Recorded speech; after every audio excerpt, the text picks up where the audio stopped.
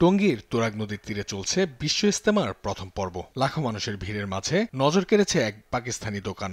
দোকানের নাম পেলোয়ান মিষ্টি রাওলি। তাদের স্লোগান আগে খান পরে কিনুন।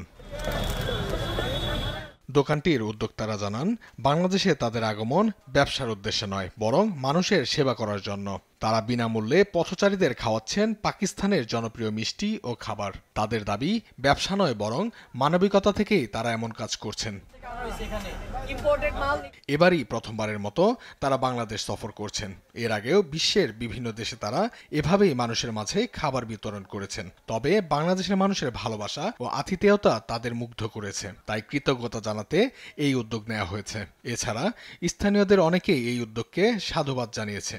1 साल 2 साल हम इसको फ्री देंगे, हमें बिजनेस नहीं करना, हमें लोगों को बताना है कि हमारी प्रोडक्ट है क्या।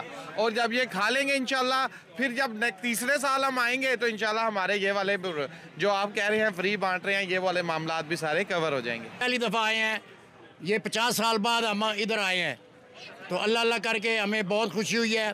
बांग्लादेश वालों ने हमारे साथ बड़ा तावन किया है, ये लोग आवाम बड़ी खुश है।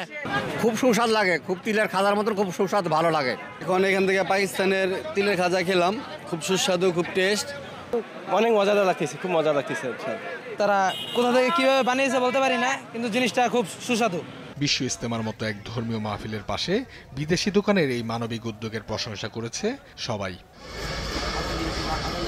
অঙ্কন চৌধুরী, নিউজ ডেস্ক, দেশ টিভি।